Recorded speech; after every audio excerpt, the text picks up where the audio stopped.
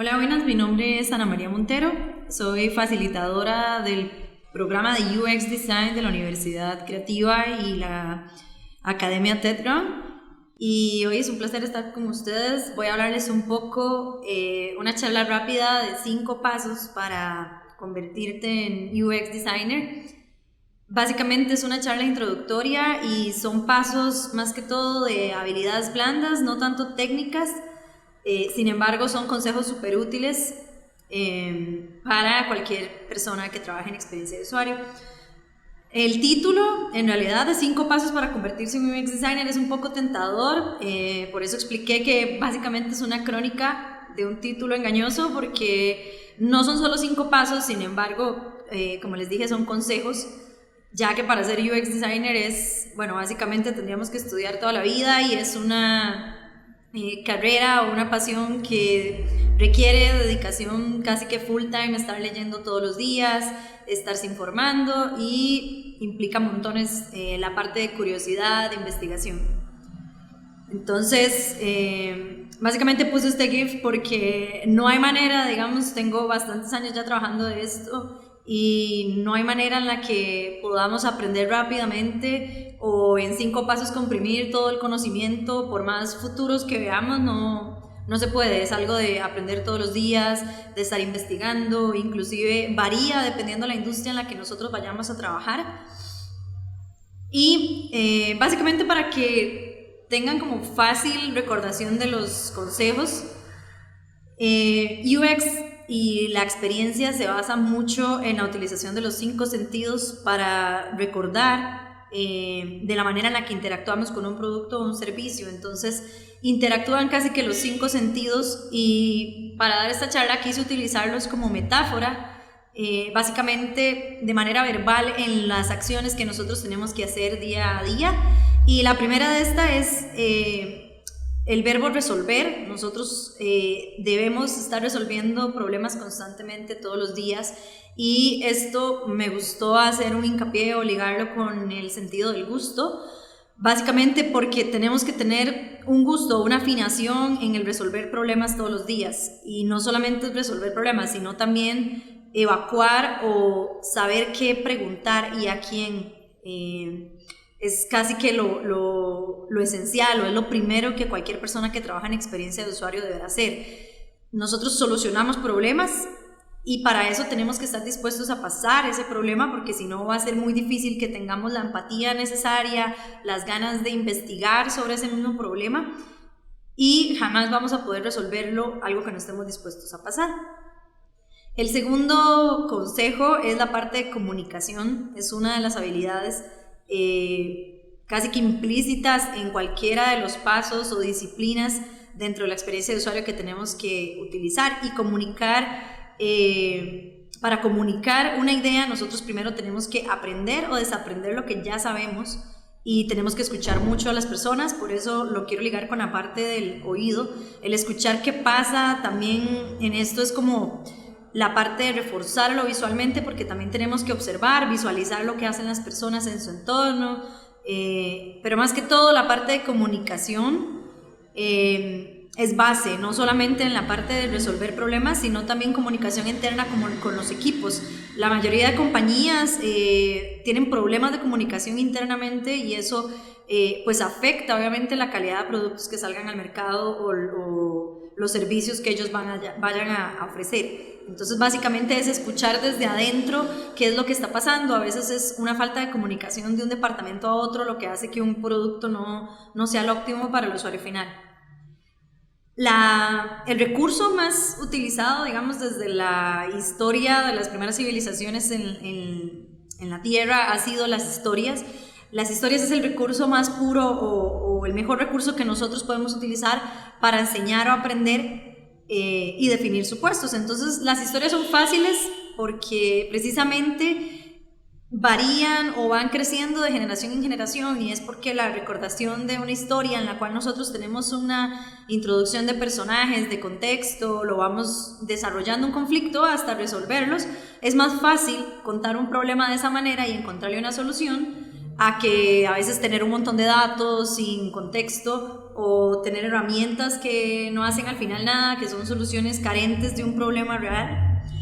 Y, por ejemplo, básicamente nosotros creemos como personas que conocemos a veces una palabra o un problema o algo y nos basamos en supuestos. Y el hecho para comprobar esto es que, por ejemplo, yo puse crónica de un título peligrosamente engañoso y a veces asumimos que sabemos qué significa cierta palabra o asumimos que todo el mundo tiene el mismo concepto de un tema, y esto no es cierto, porque inclusive si nos pusieran a definir la palabra crónica, tendríamos conceptos totalmente diferentes de las mismas personas que nos rodean. A veces nosotros mismos ni lo podemos definir. Entonces, lo primero que tenemos que hacer es definir conceptos bien, tenerlos claros, esto para poderlos transmitir a la parte externa del equipo o poderlos transmitir inclusive a un usuario. Entonces, primero deberíamos desaprender lo que creemos. Por ejemplo, si buscamos crónica en el diccionario o en la RAE, vemos que tenemos en el punto 6, narración histórica que sigue el orden consecutivo de acontecimientos. Entonces, básicamente, para poder explicar qué es una crónica, yo tengo que investigar, llegar y reanudar el concepto que yo tenía o la definición, esto para poderlo pasar de una persona a otra. Si no, difícilmente voy a poder explicar qué es una crónica y que otras personas lo entiendan. Las historias, como les dije, es la manera más fácil de resolver conflictos, y las historias nos han perseguido universalmente por excelencia. Es la manera en la cual nosotros hemos aprendido sobre civilizaciones antiguas, sobre mundos ficticios como los cómics, acontecimientos históricos, su resolución y su desarrollo, como por ejemplo la Segunda Guerra Mundial, la hemos aprendido también de historias.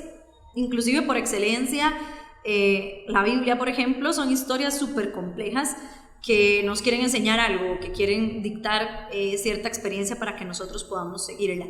Y lo bueno de estas historias es que son tan buenas que quedan en la recordación de las personas, en la memoria, y pueden seguir siendo inclusive como canon, o pueden seguir siendo casi que estructuras futuras para resolución de problemas similares.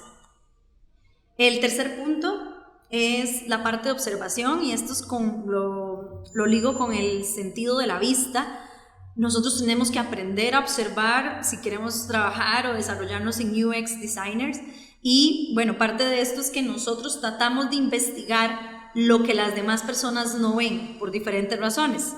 Una es porque el cerebro humano tiene la tendencia de concentrarse en una cosa a la vez. Entonces, si estamos pensando, no sé, en si un producto genera revenue o no, lo que menos estamos viendo es cómo los usuarios lo utilizan realmente en el mundo real. Y hay una regla de comunicación de un psicólogo que dice que es la regla del 7-38-55, en la que el 38% del mensaje nosotros lo transmitimos por medio del tono de voz, el 55% es lenguaje corporal, o sea que es el que más tiene peso, y un solo 7% son las palabras. Entonces, acá el sentido de comunicación visual tiene gran peso al que nosotros podamos ver cómo están reaccionando las personas, cómo se sientan, los gestos que están haciendo, el lenguaje corporal, si están enojados, si fruncen el ceño, si están anuentes a escucharnos o tienen los brazos cruzados. Entonces, mucho de ese lenguaje, casi que es la mayoría, por eso es que el lenguaje visual es tan importante en el uso de productos o servicios, porque una persona puede estar diciendo algo, pero se puede estar contradiciendo corporalmente, y a ese lenguaje corporal o al sentido de la vista que nosotros podamos capturar es casi que el más importante o el que tiene más peso. Este video que está acá, bueno, luego igual les voy a pasar el link para que lo puedan ver con más detenimiento en sus casas, pero el video básicamente se trata de las conexiones que nosotros no vemos, y es de una herramienta de inteligencia de geolocalización de una de las compañías más grandes que se llama Esri. Y bueno, ellos a lo que alientan es que, por ejemplo, nosotros vemos una situación en la que empieza a llover y esto genera tráfico y el tráfico genera malas experiencias para los negocios, para nosotros mismos, cargamos esa mala experiencia hasta la casa, etcétera, etcétera. Y ellos a lo que apuntan es que si nosotros, por ejemplo, tenemos datos que dicen cuándo va a llover o cuándo deja de llover o cuándo hay días soleados versus mezclarlo con datos, por ejemplo, de cuándo hay vacaciones en los centros educativos, etcétera, etcétera. Con todo esto nosotros podríamos lograr predecir lo que los otros no ven. Si nosotros vemos que, por ejemplo, las lluvias ocasionan tráfico, accidentes, etcétera, pues obviamente deberíamos hacer algo para evitar estas cosas, pero eso solamente con observación o con estar centrados en resolver problemas específicos que generan ya este tipo de situaciones que no podemos controlar. El cuarto consejo es la parte de cuestionar. Nosotros, el cuestionamiento es algo, uno de los skills que a nosotros pocas veces nos enseñan en los centros educativos. El sistema educativo en realidad no está hecho para que nosotros nos cuestionemos, está hecho para que memoricemos. Y es una habilidad que, bueno, para mí es una de las más importantes en los años que vienen en cualquier campo, en cualquier industria. Y para eso hay que tener cierto olfato, hay que saber qué cuestionar o cuándo cuestionarnos algo. Por ejemplo, ¿por qué, no sé, la mesa donde yo estoy sentada es de tal forma? Si la forma y las dimensiones de esa mesa son las adecuadas, empezar a cuestionar cosas normales de la vida que nosotros damos de por visto o vemos que ya funcionan así, decimos, ok, es que los productos tienen que funcionar así porque así está establecido, o solo hay una clase de cuchara y solo una clase de tenedor, y a partir de ahí no se han vuelto a hacer productos nuevos en esas áreas nada más porque nadie se los cuestiona. Preguntamos enfocando las decisiones, eso es lo más importante. Normalmente las encuestas o toda la parte de investigación que hacen las empresas van enfocadas en recolectar datos, pero pocas veces van enfocadas a la decisión que nosotros queremos tomar, y eso es porque no hay una estructura compleja, digamos, en el tipo de investigaciones que nosotros vamos a realizar, o si estamos resolviendo el problema adecuado. Entonces deberíamos analizar los datos viendo o pensando el contexto de uso, porque ya que tener datos y recolectar datos sin contexto casi que es nada. Puse este ejemplo acá porque me pareció súper interesante, que empiecen a cuestionarse cosas que ustedes compran o consumen todos los días, o la manera, por ejemplo, en que parquean su automóvil, o cómo toman el sistema de transporte público, o cómo viajan en el día a día. Y me pasó hace poco que tenía esta lámpara de lectura, digamos, es una lámpara que sirve para leer en la noche y trae como el foquito ahí. En realidad el producto se ve enorme a la par de la caja, pero es casi que una lámpara que mide menos de 3 centímetros. Y cuando la abrí me di cuenta que el packaging era súper, o sea, que el empaque era súper inútil, digamos, que en realidad podía haber estado en un envase muchísimo más pequeño, en un contenedor que de verdad cubriera las dimensiones que tiene. Y traía un montón de instrucciones y un montón de cosas que en realidad yo no utilicé, y empecé a cuestionarme por qué tal vez esta compañía tenía uso de empaques tan grandes. Y empecé ya con eso a hacer una lista como de métricas y de partes de ahorro en el diseño que ellos tenían solamente del empaque, porque la lámpara es súper funcional. Pero ¿cuánto gastará esta compañía un empaque que va a la basura casi que 5 minutos después de que yo abra el producto? Y ni tan siquiera estoy leyendo los manuales. Entonces, el empezar a cuestionar, ¿es realmente necesario ya, por ejemplo, manuales impresos? ¿O sería más fácil utilizar contenido en un video y decirle al usuario, visite este video para que pueda ver el manual de uso, o a alguien utilizando la lámpara en un contexto de uso real, más que tener un manual impreso que ya nadie lo utiliza, el desperdicio de la caja en sí, el cartón, plástico, etcétera, etcétera, y el montón de ahorros que puede tener la compañía con estos simples cambios. Y empezar a cuestionar, ¿de verdad necesito tanto espacio para envolver esta lámpara de 2 centímetros y la caja casi que era el quíntuple, digamos? Entonces es ridículo que no nos empecemos a cuestionar ese tipo de cosas, y es un ejercicio que nos sirve tanto como para el día a día, también si queremos ejercer alguna carrera en experiencia de usuario.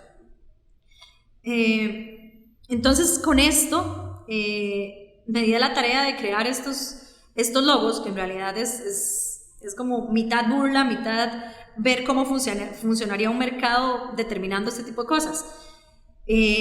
No es que no crean los productos gluten free, pero si ustedes han visto, hay como todo un comportamiento que nosotros tenemos que seguir cumpliendo necesidades de ciertos usuarios.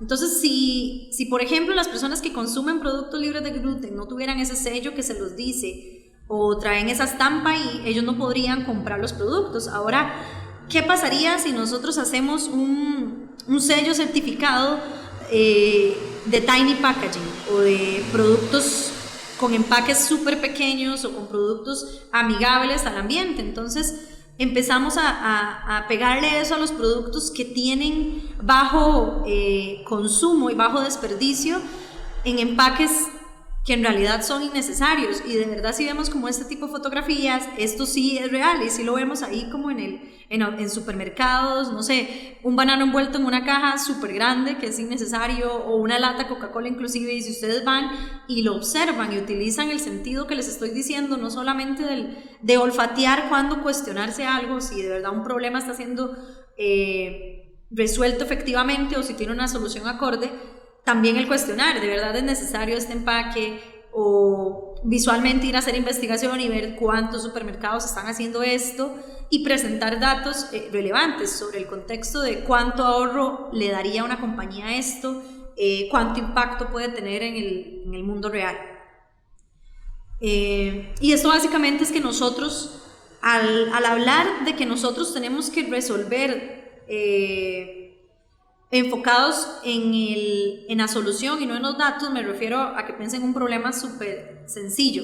Si yo voy a preparar, por ejemplo, una receta hoy en la noche y me voy al supermercado sin saber qué voy a preparar y empiezo a comprar productos sin saber, van a pasar varias cosas, y una de esas es que mi decisión va a tardar más, voy a durar más tiempo en el supermercado, probablemente vaya a comprar cosas que ni tan siquiera necesitaba, o cosas duplicadas que ya tenía en mi hogar. Por ejemplo, tenía ya sal y la volví a comprar, entonces estoy haciendo decisiones súper ineficientes, a diferencia de que yo tome la decisión basada en el problema que debo resolver, que sería el caso contrario a que yo vaya al súper sabiendo que voy a cocinar y habiendo hecho una pequeña investigación antes, que es irme a la alacena y revisar de la lista de ingredientes que necesito, qué tengo y qué no. Entonces, eso haría el análisis de ingredientes disponibles, me ahorraría a mí un montón de tiempo, de dinero,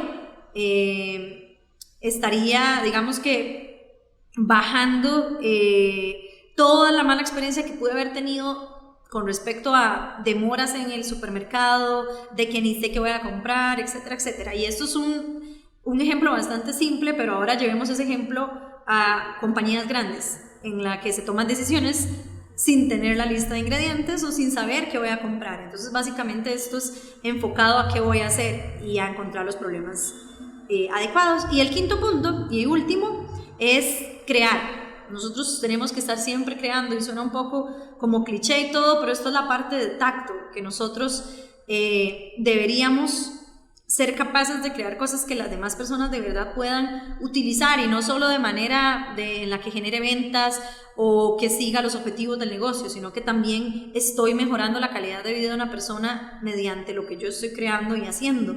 Y aquí va asociado un montón de partes éticas, de seguir procesos, de poder completar una investigación de inicio a fin, testear lo que yo esté haciendo, que son actividades y disciplinas ligadas 100% con la parte de experiencia de usuario.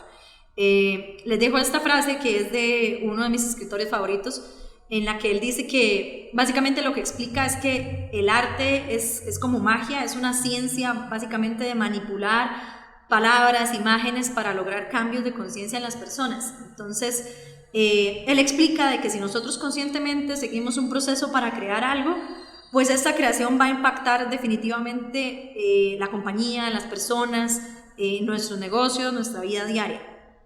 Él dice, bueno, que igual explica que todas las personas artistas tienen esa posibilidad, y no solo los artistas, sino escritores, científicos o artistas visuales que normalmente se han desligado de esos valores o esa parte ética, y últimamente lo que vemos es productos o experiencias creadas más que todo para entretenimiento y que de verdad no están solventando necesidades que necesitamos resolver o problemas que sí estamos enfrentando como sociedad hoy en día.